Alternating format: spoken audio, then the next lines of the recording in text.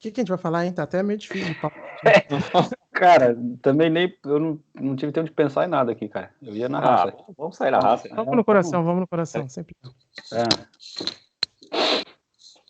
Senise largou, abandonou. Vamos na raça aí. Vamos, time, vamos! Caraca, abandonou. Tamo aí.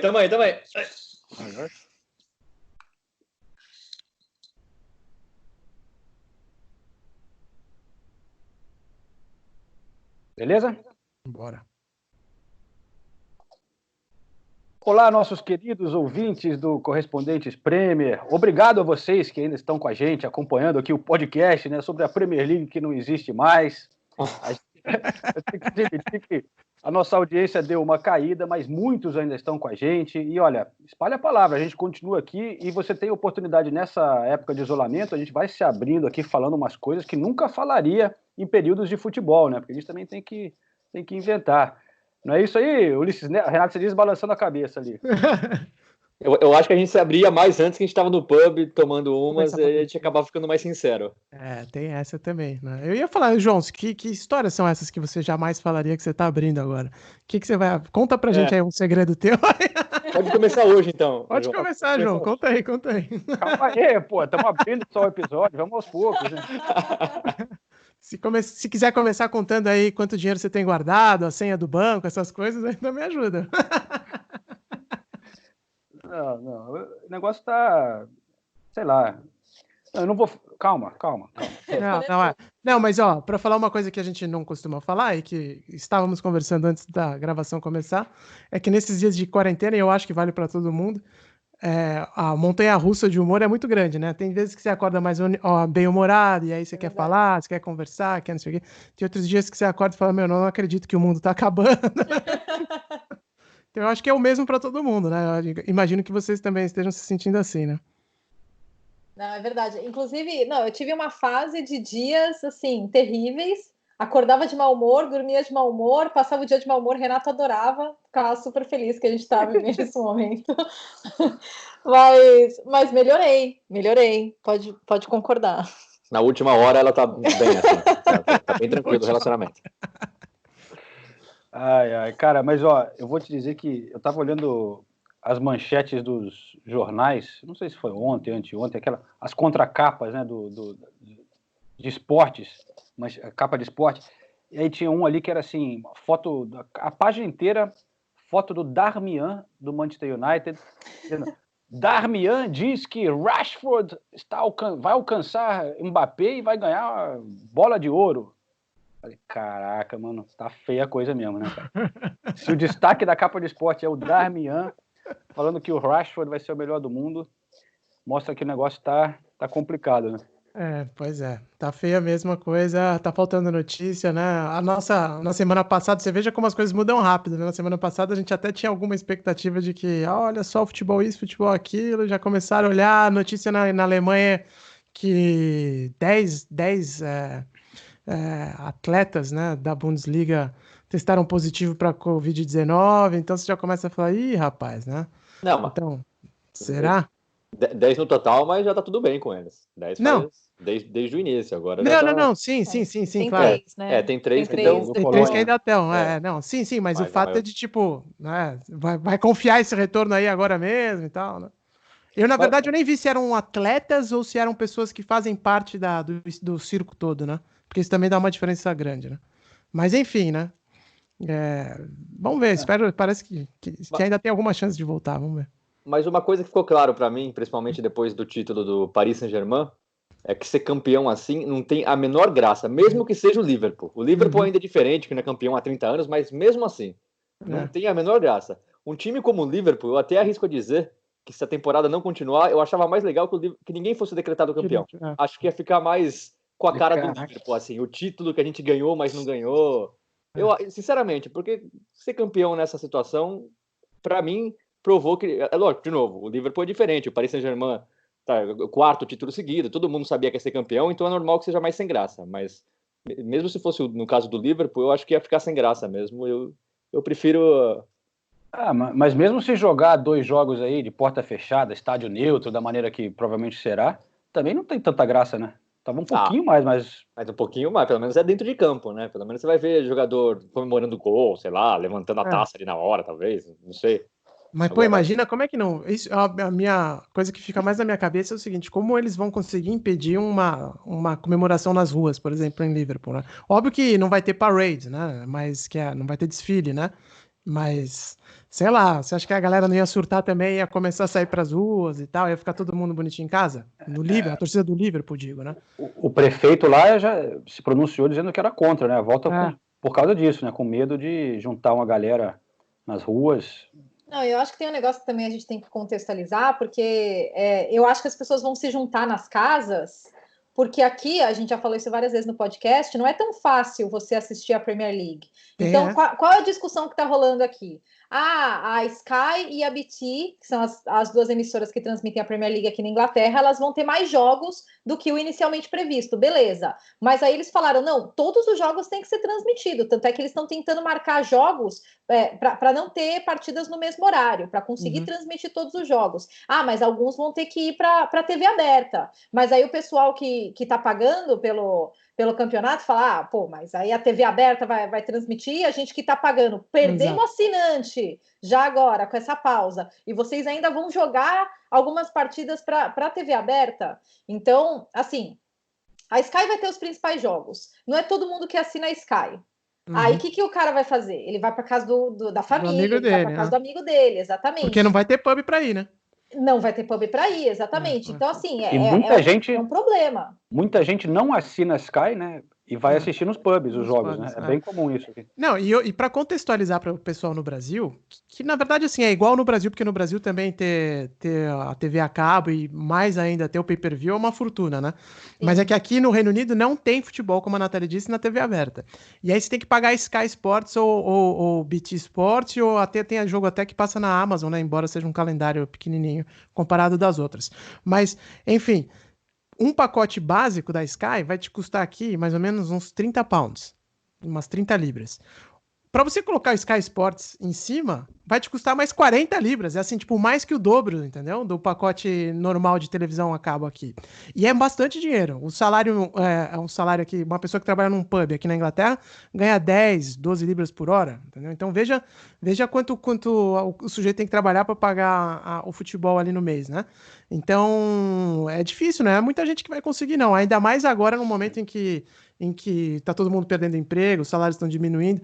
É uma equação complicada mesmo. Mas eu vejo uma oportunidade para a Premier League, porque os jogos que já estavam marcados serem transmitidos podem ficar com a Sky e a BT, eles vendem um novo pacote para a TV aberta para passar os outros jogos, que não seriam transmitidos. E até ganham um dinheirinho com isso aí. Mas, ó... Eu quero voltar a lembrar no episódio passado, que eles já estavam começando a divulgar os planos de que vai voltar, de não sei o quê, né? E eu lembro que na gravação do episódio passado eu falei, olha, eu não tô tão confiante, o negócio tá meio estranho. Eu continuo confiante, viu? Não, tudo bem. Eu acho que ainda a probabilidade é maior que volte, mas só que o discurso mudou bastante nessa última semana, desde a nossa última gravação. De muitas coisas começarem a serem questionadas aqui, né, por jornalistas, assim, você sente um pouco de uma mudança da percepção pública a respeito dessa volta, não é mais uma coisa assim, tem que acontecer, né? Na verdade, acho que teve um turning point aí, que foi a França.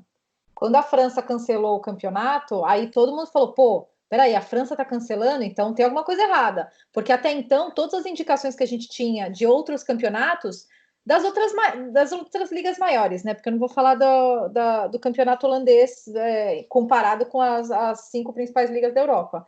Mas as indicações eram positivas. A Bundesliga voltou a treinar. A Itália tinha assinado um compromisso dos 20 clubes que queriam terminar a temporada em campo. Aí chega a França, não, vamos cancelar. Ninguém vai jogar bola até setembro. Aí todo mundo falou, opa, peraí, então tem alguma coisa errada. E daí, isso gerou essa onda de questionamentos. Tudo muda muito rápido, realmente. E daí começaram os questionamentos por parte dos atletas, o Agüero deu entrevista, repercutiu pra caramba. Mas eu acho que de um jeito ou de outro eles vão entregar a temporada, assim, entregar no sentido da temporada acontecer, né? Cumprir o contrato. Para dar um pouco também de contexto para o pessoal que está no Brasil em relação ao que está acontecendo na Inglaterra, hoje eu trabalho para uma empresa aqui e minha esposa também. Tanto eu quanto a minha esposa hoje recebemos comunicados das empresas sobre preparativos para retomar o trabalho no escritório, entendeu? É em junho, tá? Vejam bem quem estão falando lá para frente. Não é, vamos voltar semana que vem, né? Então, essa movimentação eu também acho que é um indicativo, né, para que o pessoal do futebol se organize, né? Eu acho que realmente eles já devem estar com os preparativos deles já mais avançados nesse sentido, porque se estão falando das pessoas comuns, como a gente, voltar para os escritórios, né? Porque talvez haja possibilidade mesmo do futebol voltar. Mas tudo isso que a gente está falando aqui, por enquanto, é só leitura do que está acontecendo, especulação e por aí vai. Não tem uma informação confirmando, né, se vai ter ou não vai ter ainda o futebol nessa temporada. Acho que isso... Pode falar, João. Não, é só dizer que esse é um ponto importante do Ulisses, né, que fica difícil a Premier League discutir agora, porque está no meio de uma situação bem complicada e tudo fechado, mas eles estão planejando para voltar em junho, e realmente, em junho é bem possível que muitas outras coisas também tenham começado a voltar ao normal. Então, dentro desse contexto, pode ser que naquele momento não seja mais um absurdo, mas você tem que fazer as preparações agora, né? Você tem que decidir para voltar aos treinos e tal, então tem esse lado, né? Era bem isso que eu ia falar. A gente está projetando algo que eles estão planejando daqui um mês e meio, talvez. Porque com a realidade de hoje, é lógico que não ia ter futebol, mas está todo mundo apostando que a realidade vai estar melhor. Mas no fundo, ninguém sabe se vai estar melhor. Aí tá o mundo inteiro aprendendo agora, né? A segunda onda, tá você vendo que na China, por exemplo, não está tão forte, mas em Singapura parece que está forte. Então, é uma coisa que está todo mundo aprendendo. E eu acho que a Premier League e os clubes tá um pouco mais ou menos o que está acontecendo na Itália, na minha opinião. Tá todo mundo com medo de assumir a responsabilidade. A Premier League, os clubes, não, a gente quer voltar, mas ninguém tem a coragem de falar, não, a gente vai voltar de qualquer jeito, a gente vai bancar e vai ser isso. Até porque a situação está meio nebulosa ainda, mas eu acho que para voltar vai ter que chegar uma hora que a Premier League, principalmente, vai falar, gente, é isso. Vai ter jogo, quem não quiser, eu não sei o que acontece, mas vai ter jogo. Eu não estou sentindo coragem ainda das pessoas chamarem a responsabilidade e falar que vai ter.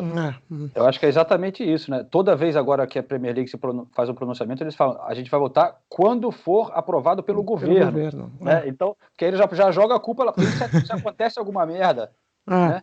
Aí ele fala, bom, o governo aprovou, né? Tipo, E o governo, por sua vez, tá ao máximo também postergando, porque nem fala direito de esportes, né? O governo, principalmente o governo aqui britânico, o italiano, por exemplo, deixou bem claro as fases diferentes, né? Nessa primeira fase, treino individual, o espanhol também, na segunda fase, daqui 2 semanas, pode ter em grupos, mas grupos separados. O governo britânico, por enquanto, não falou nada, também porque o nível tá diferente também, né? A Espanha e a Itália já estão abrindo, a Inglaterra continua em lockdown, não tão restritivo quanto foi na Espanha e na Itália, mas continua. Porque aquela história de a Inglaterra, né, a Grã-Bretanha como um todo, está uns 10, 15 dias atrás da França, da Espanha e da Itália na pandemia, né, principalmente da Itália e também da Espanha. E aí tem outros indícios, vamos colocar assim, positivos, né, de que pode ser que em junho realmente a coisa comece a liberar um pouquinho mais, que são as estatísticas, né, das pessoas contaminadas, dos mortos, dos novos casos aqui na Inglaterra, porque também tem caído bastante, né? Até questão de 10 dias atrás, uma semana atrás, o Reino Unido estava naquela marca de quase 1.000 mortes por dia. Agora já baixou bem, já está chegando perto de 200, 300 pessoas, que a gente fala assim, né? Voltando, é uma estatística mórbida. Então são 300 pessoas quase morrendo por dia, né? Só de uma doença. É uma coisa muito triste e muito pesada ainda. Mas é um indicativo de que está tendo algum controle justamente por causa da quarentena, né? Então esse é um indício importante. Outro indício importante, o hospital de campanha que foi feito aqui em Londres, lá no Excel, que era igual ao do Pacaembu, vamos dizer, né? Mas muito maior. Igual ao do AMB, seria talvez melhor a comparação. Esse hospital de campanha aqui em Londres já anunciou, o governo já anunciou hoje que vai ficar em stand-by, não vão mandar mais gente para lá. tem muita controvérsia nesse hospital de campanha, porque no final falaram, já tem gente há um tempo dizendo que foi um exercício político mais importante do que um exercício de saúde pública. Mas vá lá, se eles não estão usando um hospital de campanha com 4 mil leitos, é porque a situação está dentro de algum controle ainda, né? Então isso tudo vai indicando que talvez, dentro de muitas semanas, a coisa aqui comece a abrir de uma forma que possibilite a volta do futebol. O último indicativo importante. Sempre se falou que o governo sempre falou que precisava chegar na meta de 100 mil testes diários, né? Porque é importante testar a população. Finalmente o país chegou nessa meta de ter 100 mil testes diários para o Covid-19. Então mostra uma progressão aqui, né? Chegou por um dia, né? E depois no dia seguinte já caiu quase metade. Aí hoje demorou, né? E demorou muito, nossa senhora, ainda mais comparado com o resto da Europa, né? Sim. Então, mas são indícios positivos, né? Pequenos passos, né? Mas que pelo menos estão indo numa direção correta, que é muito diferente do que está acontecendo no Brasil. O Brasil a situação só está ficando cada vez mais grave. E aí tem os clubes hoje lá voltando a treinar, estão falando em voltar a treinar, o Inter e o Grêmio, 2 clubes gigantescos que ajudam a ditar os rumos do futebol no Brasil, tomando uma atitude que é totalmente inadequada, né? Pode falar o que for, que está desdetetizando até o ralo do chuveiro onde os caras vão tomar banho, mas não vai conseguir controlar dessa forma, né? E pior do que isso é a imagem que projeta para o resto do país, porque são clubes que são muito importantes para o futebol brasileiro, né? Então é uma tristeza o que está acontecendo no Rio Grande do Sul. Espero que as consequências aí não sejam das mais drásticas, né? Não, mas agora eu também queria falar sobre como será o futebol nesse período de pandemia, porque eu estava lendo as regras, os protocolos de higienização que a Bundesliga apresentou para os clubes, e assim, eu acho curioso, porque tem algumas medidas extra cuidadosas, mas na hora, por exemplo, os times vão para os estádios em 3 ônibus diferentes para respeitar o distanciamento social. Os times vão entrar em campo separados, não vão entrar juntos, lado a lado, sem aperto de mão. Os jogadores vão ficar em hotéis e vão receber comida nos quartos que vai ser cozinhada pelo próprio clube. E aí, depois dos jogos, eles vão poder voltar para as famílias deles, que também vão ter que ser listadas, né? E também vão ter que ficar em isolamento. Mas na hora que a bola rolar... Como é que vai fazer o suor não passar para outra? Exato, exatamente, sabe? Vai ser, e assim, até momentos do tipo, sei lá, eu imagino que seja até instintivo do jogador, sei lá, o cara cai, daí você vai lá dar a mão pro cara levantar, ele diz, isso não pode mais acontecer. E, desculpa, é meio nojento, mas jogador cospe no gramado, que é uma beleza, né? Não pode mais cuspir no gramado. Uhum. Vai ser muito... Vai ser estranho, né? Vai ser bizarro. Vai ser bem estranho. Mas eu acho que tudo indica que, mesmo se essa temporada for anulada, mesmo quando voltar, ainda será cheia de protocolos, né? Porque a próxima temporada também vai ser sem torcida, tudo vai ser diferente, né? Então é melhor a gente já se acostumar com... Imagina para a imprensa também, para ir né? A gente já falou um pouco disso, mas vai ter coisa parecida também. A gente vai ter que tomar um banho de desinfetante ali para entrar no estádio, aquele spray assim.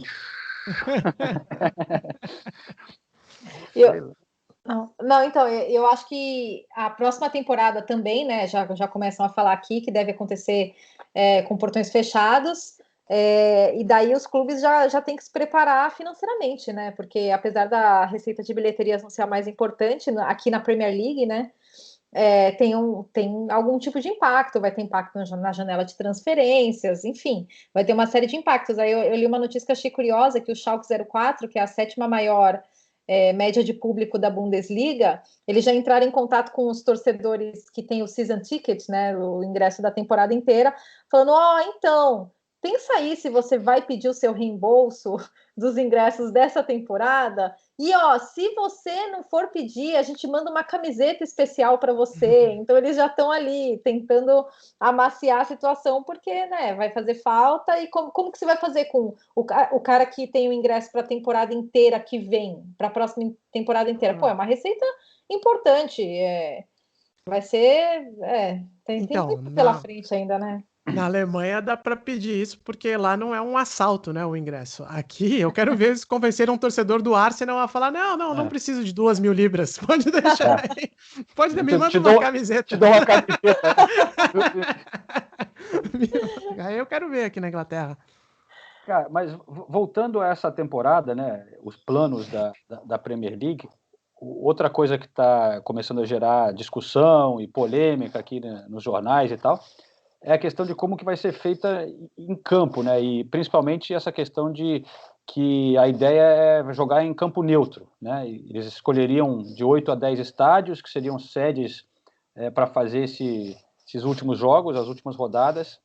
E aí, para alguns clubes já reclamando disso, né? Isso pode ser porque aí, em algum momento, haverá um voto dos 20 clubes da Premier League para aprovar ou não a volta dentro das ideias que a Premier League está apresentando.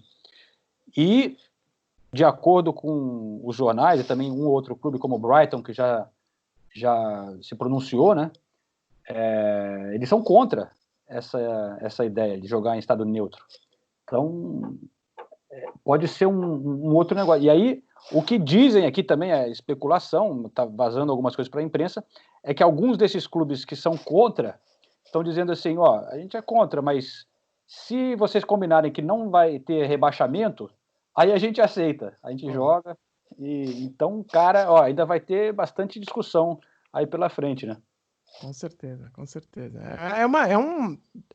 É uma situação bem complicada, né? E sabe o que eu acho que vai acontecer?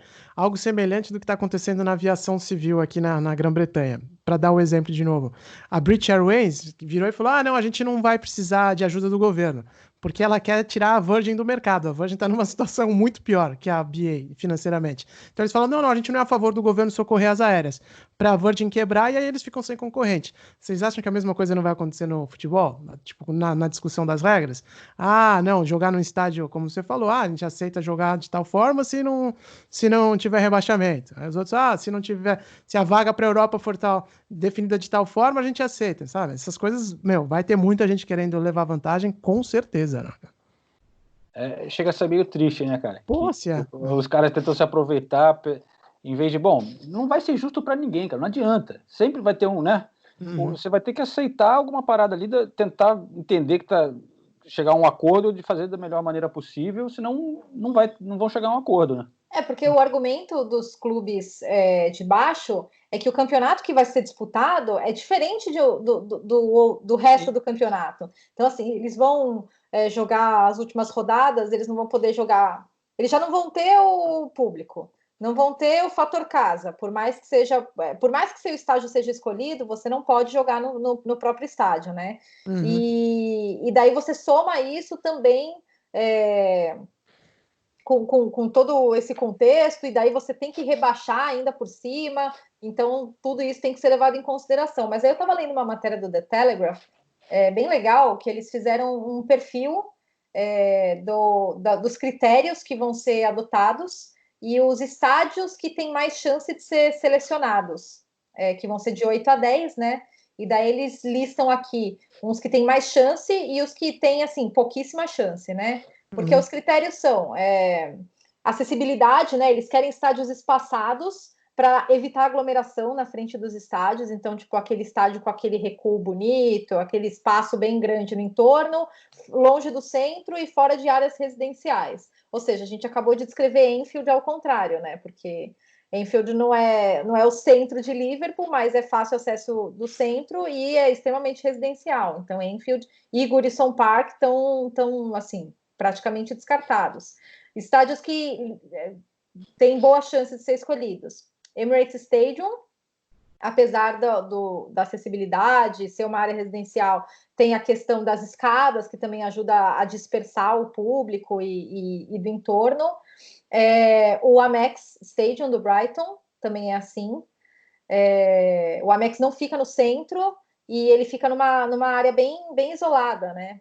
O King Power do Leicester, o Etihad Stadium do City, o St. Mary's do Southampton e o London Stadium do West Ham. Então, esses despontam aí como favoritos a serem escolhidos como como campos neutros, levando em consideração esses critérios todos e também levando em consideração porcentagem de infectados na região, na área. Eles também estão levando isso em consideração. Cara, sei lá. Eu faria tipo um playoff pro rebaixamento ali, uma coisa assim, para reduzir o número de jogos, não sei. Eu acho que vai ser complicado resolver essa situação. Mas esse argumento de não ter rebaixamento, a ideia é que subiriam 2 times e aí a Premier League ficava com 2 a mais e aí na próxima temporada caíam 5. Essa é a ideia. Mas eu acho difícil que aconteça alguma coisa assim.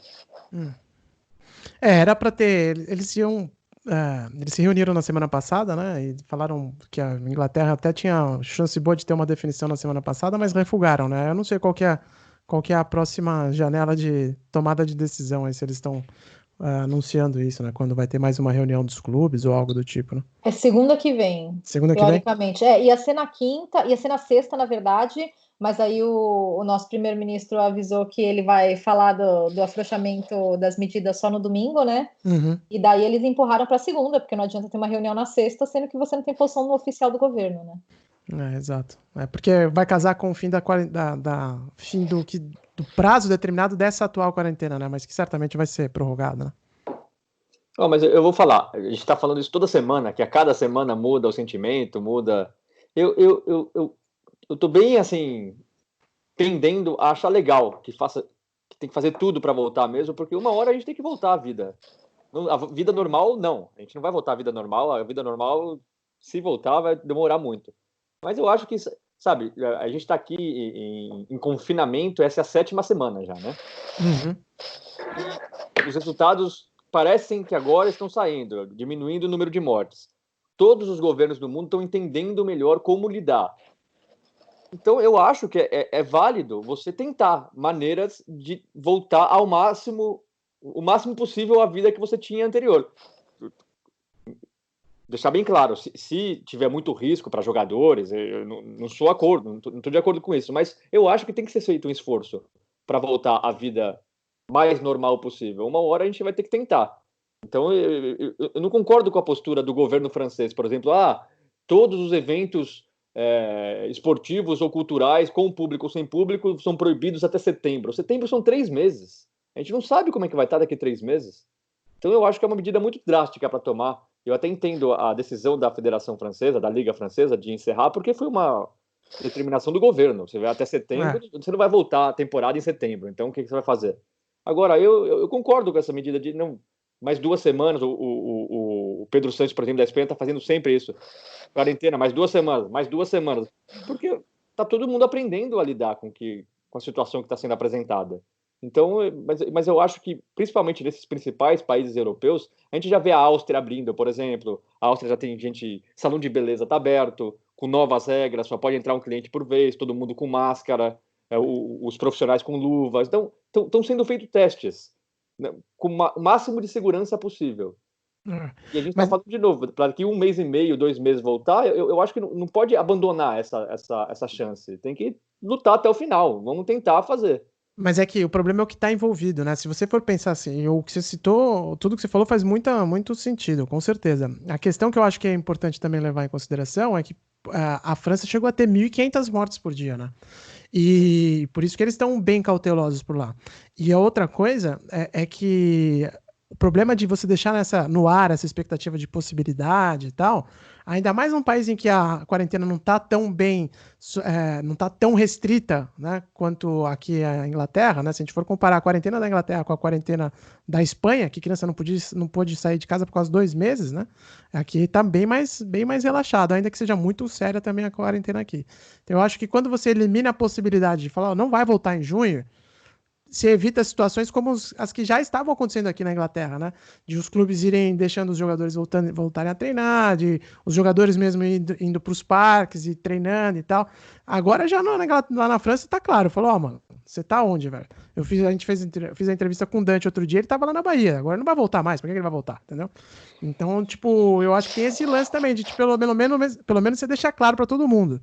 Não adianta ficar com conversinha, não adianta ficar com encheção de saco. Quando a gente voltar, a gente vai avisar. Porque não dá pro futebol voltar na semana que vem, né? O futebol vai precisar de um tempo também para voltar. Os times vão precisar de um tempo de organização, de clube, de atletas treinando e tal. Então a França já cortou essa possibilidade agora.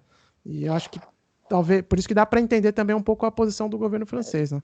Mas eu concordo, eu tendo a concordar com a postura do governo espanhol e italiano. Eles estão por fases e deixando bem claro a todo momento. A gente vai tentar essa primeira fase, se continuar controlado, a gente vai para a segunda fase, senão a gente volta à quarentena.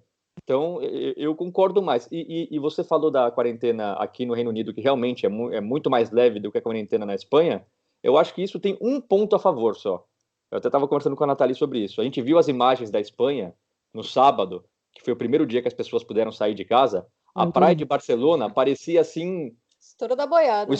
Porque é um horário restrito, né? Então, até determinada idade, você... Das 6 da manhã, das 6 às 10 da manhã. Então, todo mundo foi para a praia de Barcelona. Você vê as imagens, é um amontoado de gente. Então, se ali 2 pessoas tinham o Covid-19, no mínimo 1.000 estão com Covid-19 agora. E isso não vai acontecer no Reino Unido, porque não está tão restrito assim. A hora que abrir, vai começar a abrir mais comércio, escola. Sim. Os parques continuam abertos. As pessoas ainda podem sair de casa. E mesmo assim, a situação está teoricamente controlada, né? Até o Ulisses falou, até o principal hospital de campanha aí praticamente não foi utilizado. Então... De novo, o mundo está aprendendo. E eu acho mais certo, assim, ficar de duas semanas atualizando os planos e com a esperança de conseguir voltar. Até porque eu acho que ninguém sabe o que vai ser o novo normal. Todo mundo está aprendendo. Então, de repente, o novo normal na Inglaterra vai incluir futebol, de alguma forma. Ou vai incluir treinamentos, não vai incluir jogos, enfim. Eu acho a tentativa válida. Eu entendo...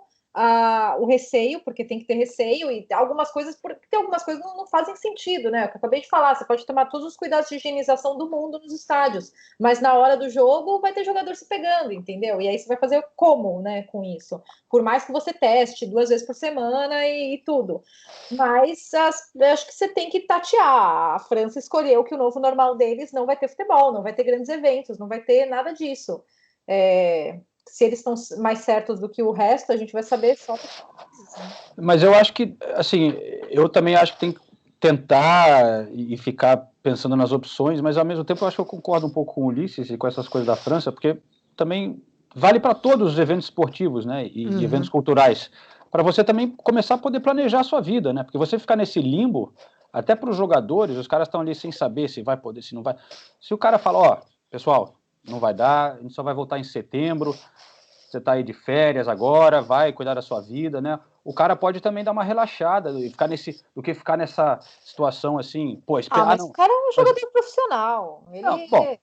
Tudo bem, mas assim, em termos de planejamento, eu estou dando o exemplo do jogador, mas no geral, acho que agora está esse auê, ai meu Deus, como que vai voltar, vai ter que fazer assim, de repente, para algumas indústrias, é mais fácil o governo proibiu para todo mundo, não tem opção. Então, a gente começa a planejar para setembro, que não é tanto tempo assim, mas aí você começa uma nova realidade, desde o começo tem a integridade da competição, vai ser igual para todo mundo, vai ser assim a temporada inteira. Assim, eu também acho que tem que tentar terminar, mas eu começo a entender que essa opção tem também argumentos bem válidos e pode ser uma coisa mais viável do que ficar Porque aqui na Inglaterra também já está começando a encher o saco, os tabloides, a maneira que eles tratam. A Premier League virou um dos assuntos principais agora, é capa de jornal. Meu Deus, é briga de clube com clube. A maneira que eles tratam aqui. Que saco, velho. Não, acaba logo essa droga e começa em setembro, ué. Mas eu acho que o mais certo para tomar a decisão é a Liga. Lógico, o governo tem que dar todas as instruções, proibir eventos esportivos, sei lá, de novo, de 2 em 2 semanas e renovando essa proibição, até o ponto que a Liga achar que a gente foi até onde a gente deu, então agora é melhor realmente a gente aceitar a derrota e vamos planejar a próxima temporada. Eu também não acho que o governo precisa ficar decidindo tudo para todo mundo. Eu nem gosto disso, para falar a verdade. E o que eu estou falando aqui é lógico. Eu acho que os jogadores têm que ser ouvidos em todos os momentos. Eles são os mais importantes. Se os jogadores não quiserem jogar, eu entendo completamente e sou E acabou. E sou a favor de não ter jogo. Depende dos jogadores, porque é a vida deles que está em jogo ali também, a vida da família deles. Então, tudo que eu estou falando aqui é baseado na suposição que os jogadores vão aceitar jogar e não vão ser obrigados a jogar, que eles realmente vão aceitar jogar. Porque se eles não aceitarem jogar, não tem nem sentido essa discussão que a gente está tendo aqui, porque eles são os mais afetados nisso tudo. Né? E não só jogadores, né? Os staff também, todo mundo, né? Exato. A gente, tudo bem, a gente tá desesperado pra ir, beleza, se der, vamos, show, mas aí o jornalista é meio kamikaze mesmo, né? Agora tem que ver se o resto do staff tá afim também, né? Porque senão fica só os jogadores, parecendo que são só os jogadores, né? Mas é óbvio que o que você tá falando é o clube como um todo, né? Porque, enfim, no final das contas não é só quem tá em campo que vai estar exposto, né? Vazou aqui uma notícia, eu não posso dizer que é fato, né? Mas eu li de que um ou outro clube já tinha dito aos jogadores que eles teriam a opção, né? Eles dariam a opção para o jogador de decidir se ele vai querer jogar ou não, e que não seria obrigatório. Se o cara falar, eu não vou jogar, não quero, isso seria aceito em alguns clubes. Não é uma notícia que vazou aqui. Mas enfim, pelo que até onde a gente sabe, os jogadores no momento não foram consultados sobre se eles querem voltar ou não. E eu até é difícil, né? Porque é aquela coisa, você perguntar agora se você vai jogar é complicado também, né? Você tem que tentar imaginar como que vai ser daqui a um mês, porque o cenário vai ser diferente. Porque eu acho que se tivessem perguntado os jogadores há 1-2 semanas agora atrás, é bem possível que eles votariam para não jogar, que o cara está com medo. Aí, mas, né, com a vida começando a voltar ao normal, o cara começa a ver que tem condições e tal, e que deveria voltar também o futebol. Mas é um ponto importante mesmo, porque teve uma pesquisa do Ipsos Mori, que foi divulgada, acho que foi no Guardian, se não me engano, mas agora no final de semana, falando que 60% da população britânica não quer voltar ao trabalho, não quer voltar ao trabalho, eu digo no escritório, né? Voltar à vida normal e tal, porque as pessoas não iriam se sentir confortáveis em ter que pegar transporte público agora, em circular e tal. Então também tem que, de repente, né, muita gente do futebol falar, agora não, velho, agora ainda não estamos prontos, não. Isso me faz entender um pouquinho menos ainda toda a discussão que está tendo no Brasil, porque a gente pega como exemplo o que o Ulisses falou, e a gente pega a Suécia, por exemplo. A Suécia está com medidas bem brandas de confinamento. Não existe confinamento na Suécia, o governo só instrui as pessoas a não saírem de casa, principalmente os mais velhos de 60 anos. Fechou bares, restaurantes continuam abertos, fechou museus e universidades, mas restaurante continua aberto, bares continuam abertos, só que com novas regras, né? Você tem que manter no mínimo 2 metros de distância, todo mundo de máscara e tudo mais. E, mesmo assim, a economia deve cair 7% nesse ano, porque as pessoas não estão consumindo, os bares estão abertos, mas as pessoas não estão indo para os bares. Então, a discussão é outro nível de discussão já. O Brasil ainda está nessa discussão de tem que abrir, tem que fechar, mas se abrir não vai adiantar, porque muita gente não vai, entendeu? Não vai. Não. É bem desesperador. É que a gente acaba voltando para o Brasil porque a gente fica meio com tudo que está acontecendo, mas realmente é uma questão, isso que o Ulisses falou é um negócio complicado, né? Porque a doença ainda vai estar aí, né? Não é, liberou isolamento que está tudo certo, tá tudo bem, né? Você ainda, as pessoas vão ficar com receio, né? Então, já que eu prometi no início do episódio, né? Se abrir um pouquinho aqui. Se abre, eu vou te dar um exemplo. Nas minhas conversas aqui de solteiro, tal, tentando conhecer novas pessoas e tal, eu, por exemplo, conheci uma mulher que é enfermeira, tá? E... mas a sua ex-mulher é enfermeira também, não? Freud explica. Eu não ia falar. Freud explica. Eu preciso de alguém que cuide de mim. Minha mãe não tá aqui na Inglaterra.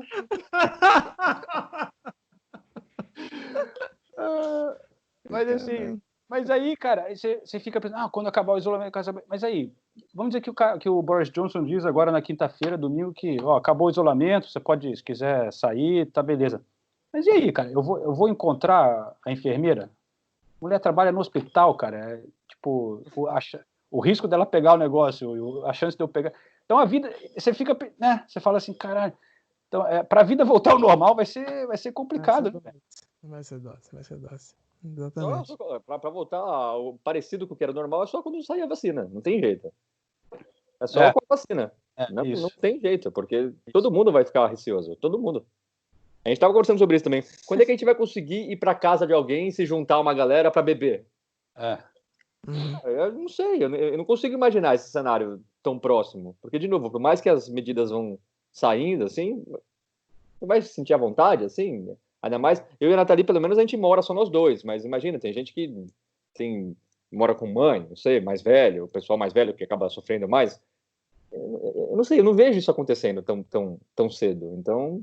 Às vezes a gente brinca de quando abrir, o que você vai preferir?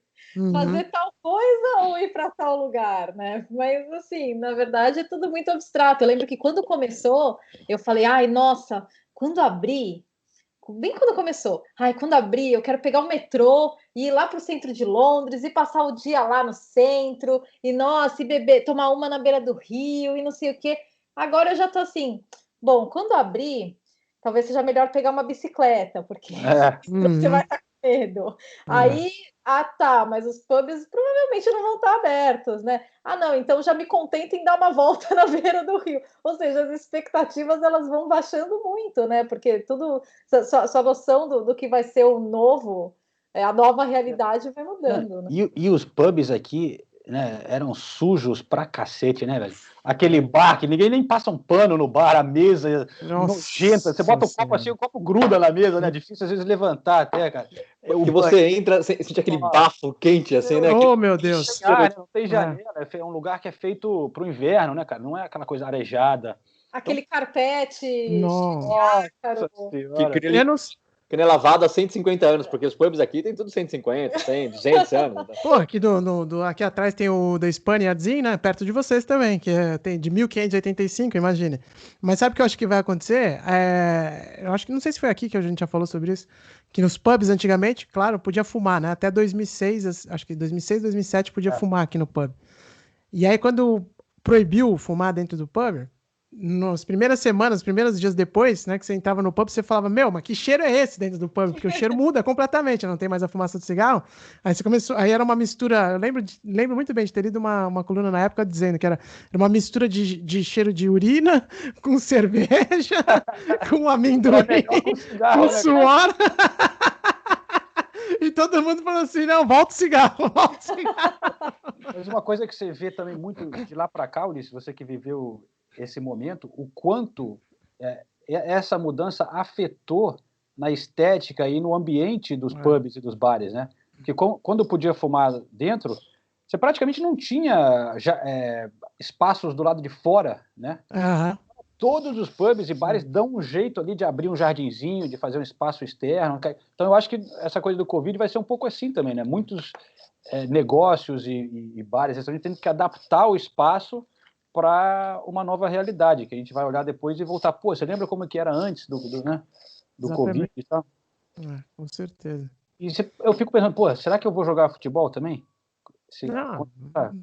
Cara, a primeira semana vai ser dura, mas depois que as coisas forem assim, abrindo e tal, a galera vai voltar. Porque você não vai voltar, talvez, como era antes, né? É o que a gente tá todo mundo falando, mas aos poucos vai voltando, não? Porque também é da nossa natureza, né? Você vai querer, você vai ver quando você viu primeira turminha jogando uma bola ali, você vai falar, velho, vou também. Entendeu? Primeira vez que você vê o teu vizinho indo pro metrô, você vai falar, acho que já dá. Não, vai ser, aos poucos vai abrindo mesmo, não tem jeito. Né? Isso a gente... Previsão da próxima gravação do Correspondentes Premier no pub lá de Camden Town. Isso é boa, hein? Vamos lá. Mais apertado. Eu diria a primeira semana de julho. Julho? Nossa, porra, Ulisses, se isso acontecer, eu pago todas as suas cervejas. Acho que não. Julho não. Eu tava pensando primeira semana do ano que vem. Eu também, eu tô pensando já, será que eu consigo chutar em dezembro, sei lá? Uma cerveja, não tô falando. Eu ia chutar setembro, pô. Eu não tô tão pessimista assim. Eu tô com Ulisses, Olha... Você tá 2 meses depois do Ulisses? É o mais próximo que eu consigo chegar do Ulisses. O Ulisses foi 2 meses, você foi 4 meses. Você tá em dezembro, sabe? Não vai ter nem luz de Natal pra você. Não, mas ó, também eu vou o seguinte, eu não sei nada, minha previsão sempre é só chute, e outra coisa, também depende do fato de, como eu disse, da montanha-russa do humor, né? Se me perguntar amanhã, talvez eu fale, ih, 2022. Nunca mais. Copa não vai nem no Acabou, Catar Fábio, mais, acabou. já pulou, vai ser Copa dos Estados Unidos direto e tal. Então, depende do humor. Hoje eu tomei um remedinho, mentira, não tomei nada. Eu acordei bem hoje, então por isso eu tô falando julho, mas agora que eu falei também tô me sentindo meio ridículo de ter dito isso. Não, Ulisses, eu tô. Não, Pô, você talvez deu muita esperança pra gente, pô. um pub com jardim, aquele pub garden ali. Tava pensando nisso. Ah, Porque é tá. verão, entendeu? Não, aí é diferente. Aí tem uma chance de ser ainda no verão. É. Mas dentro ali, na nossa mesa. Mas o problema é que, assim, pensa nos pubs que você conhece que tem jardim. Pensa num dia ensolarado de julho em Londres, nesses mesmos pubs. Com a vida normal, já não dá pra sentar nesses lugares, né? Porque sempre eles estão lotados, né? Quando tá calor, quando tá sol, assim, né? Então, não sei, a nossa cara. melhor chance. Pensando, sabe aqueles pubs na beira de Hammersmith?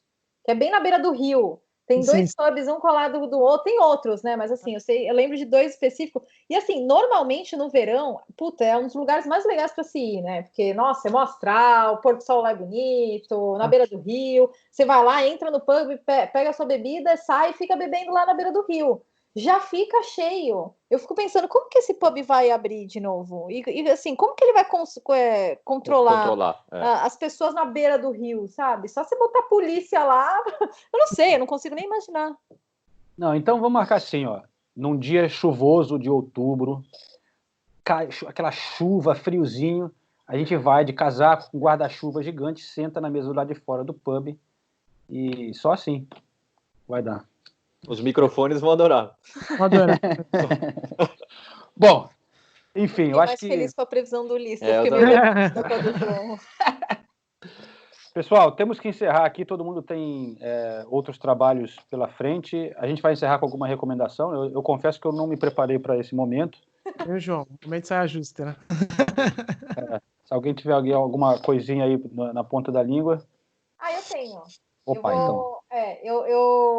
Eu falei que eu tô lendo a biografia da Michelle Obama, mas antes disso, eu estava lendo um dos livros do Guardiola, que é o Pep City, Manchester City do Pep. E daí eu fui até pesquisar na internet para ver se ele existia no Brasil. Ele não existe no Brasil ainda, ele não está traduzido, mas você consegue baixar ele para o seu Kindle ou né, relativos na Amazon. Por um preço legal, tá? Não tá caro. Legal. Não lembro exatamente o preço, mas assim, eu estava gostando do livro porque ele mostra todo o processo de montagem desse Manchester City que foi bicampeão da Premier League e mostra também muito da metodologia do Guardiola. As outras biografias do Guardiola, elas falam muito da vida dele, tudo. Essa fala muito... o Guardiola Confidencial fala um pouco mais tecnicamente, né? Principalmente da fase do Bayern de Munique, mas esse fala bastante, assim... O que o Guardiola gosta num time? Por que ele quis esse jogador e não esse? Por que esse ganhou espaço, esse não? E assim, conta também um pouco do dia a dia, de trabalho dele com esse Manchester City, com os jogadores. E um dos autores é o Lu. Ai, eu esqueci o sobrenome do Lu. Aqui... Mas o Lu... o Lu... Está sempre lá, né? Isso, do É o País. Exatamente. Ele é espanhol, ele é catalão, na verdade. Uma vez eu falei para ele que ele era espanhol, ele me corrigiu. Não sou espanhol, sou catalão. E ele conhece o Guardiola desde que o Guardiola é jogador. Então, assim, ele tem uma relação com o Guardiola muito antiga, e daí ele teve muito acesso ao Guardiola e às pessoas do alto escalão do Manchester City. Então, eu realmente recomendo o livro, Pep's City. Boa. Eu vou aproveitar para fazer um alto jabá, então, se eu puder. Aqui. Recomendar a série do Dani Alves na Players Tribune, que está entrando agora no YouTube. Então, o primeiro episódio já entrou no YouTube, no canal da Players Tribune. E a gente foi indicado para concorrer a um prêmio chamado The Webs Awards, Web Awards, melhor dizendo. E esse é um prêmio para produções da internet e tal, e a série foi indicada na categoria de melhor série de esportes.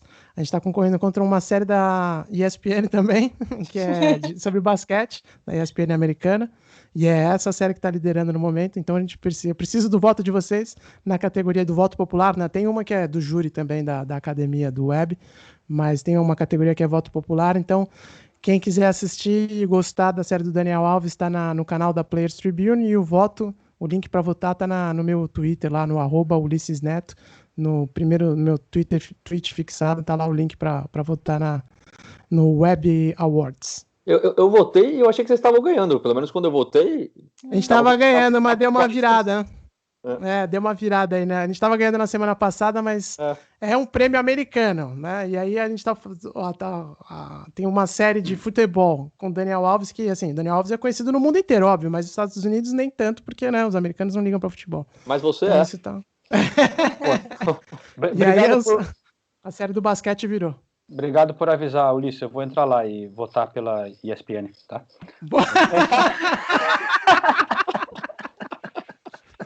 Justo também. Não, e a série da ESPN é bonita, viu, cara? A série da ESPN é muito bonita. Na verdade, os 5 indicados são bem interessantes.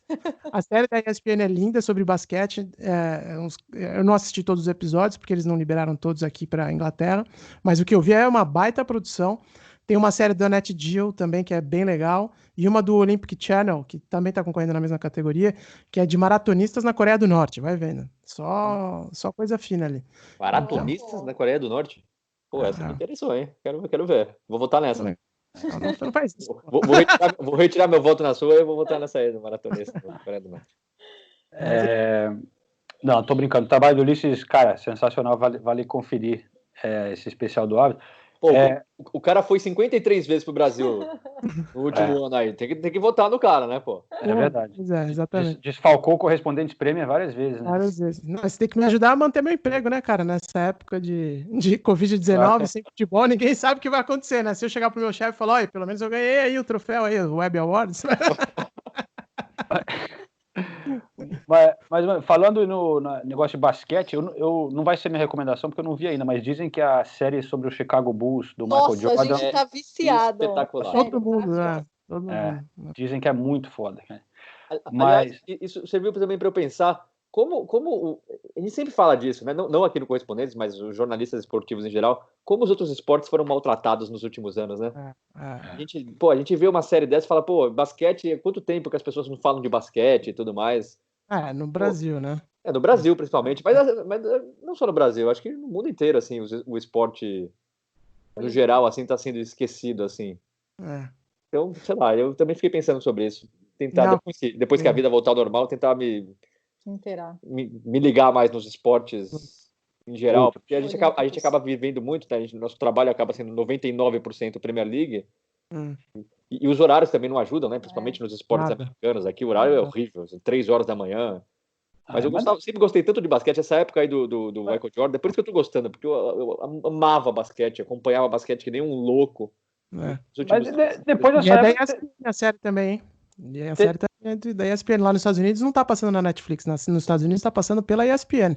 É uma produção fenomenal, é impressionante, né? Os caras lá sabem fazer documentário, né? Mas teve depois, na época do Kobe Bryant, agora o LeBron e o Curry e tal, né?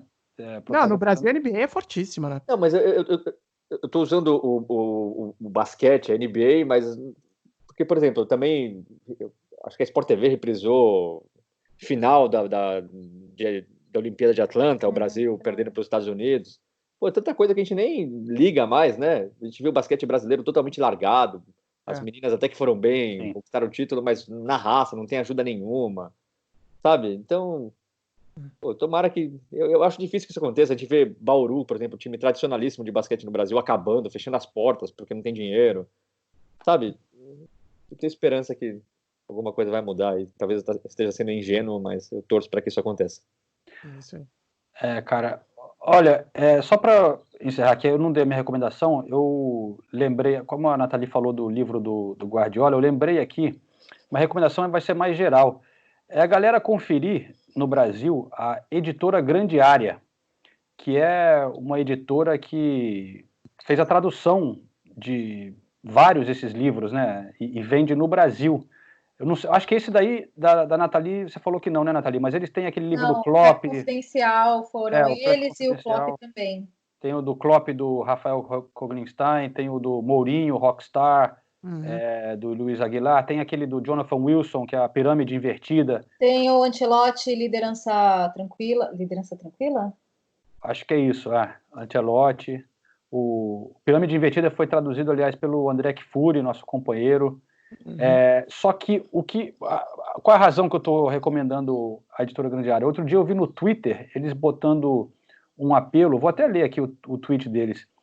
Por muito tempo resistimos apesar de todas as dificuldades que uma editora enfrenta num país que pouco lê, mas as nossas forças já não estão mais como antes e está chegando a hora de pedirmos ajuda. Nós podemos contar com vocês? Olha que coisa triste, cara. Uma editora no Brasil, um país que adora futebol, que está lançando esses livros que são super conceituados em todo o mundo, sobre os maiores ídolos do futebol, né, mundial, e a editora não está conseguindo segurar a onda. É muito triste que no Brasil, né, não tenha esse mercado. Então, se você curte, aí fica essa recomendação de conferir a Editora Grande Área e esse trabalho legal que eles estão fazendo de levar esses livros e traduzirem lá no Brasil, né? Muito bom mesmo. Eu não sabia que eles estavam passando por essa dificuldade. Foi bom você ter falado desse tweet. Já vou ficar esperto aqui e ver o que eles estão armando de promoção, o que dá pra gente comprar para ajudar, porque realmente é uma iniciativa muito importante, né? Ter uma casa especializada em futebol no Brasil e só com títulos finos assim, né, cara? Vai ser uma pena muito grande se a gente perder essa editora. Eles têm o site editoriagrandearea.com.br e no Twitter @ed, né? ED Grande Área. Beleza, pessoal? Beleza, vamos lá então. Então falou, a gente se fala então na semana que vem. Valeu. Direto do pub. Valeu, gente. Yes, please. Valeu. Valeu, galera. Show. Deixa eu correr aqui, pessoal.